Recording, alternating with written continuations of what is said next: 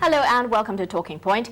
At the recent reopening of Parliament, new media regulation was one of the areas of priorities that came under the spotlight. The Ministry of Information, Communications and the Arts says, and I quote, "Operating under a cloak of anonymity, some content creators resort to lies and misinformation. So a code of responsible conduct is needed for the cyber ecosystem to flourish into a constructive and civil engagement platform."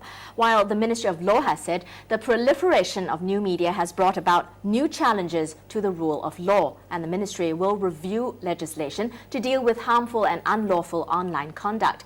Now, such plans have led many netizens to worry that the government wants to impose a heavy-handed regulatory regime on new media.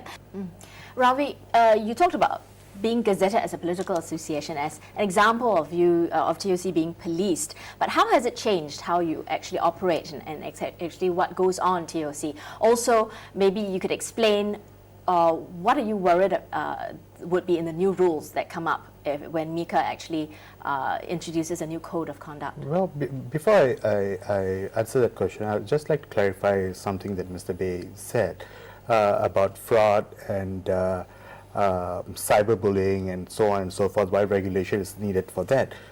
When you look back a few years, what has really changed? Has there been more cases of fraud? Has there been more cases of cyberbullying?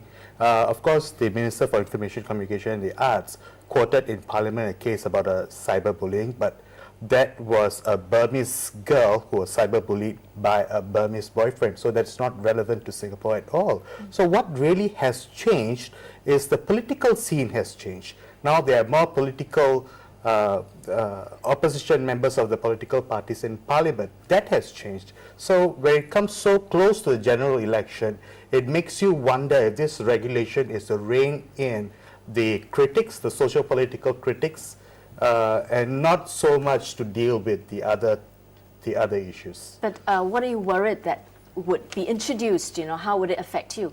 Well, I really don't know if you can really police or regulate the internet, because the internet has got the Hydra effect. When you cut off one head, two more pops out. Yeah. Mr. Baey, maybe you could very briefly tell me whether you agree with what Ravi just said. Not sure whether Ravi is reading too much.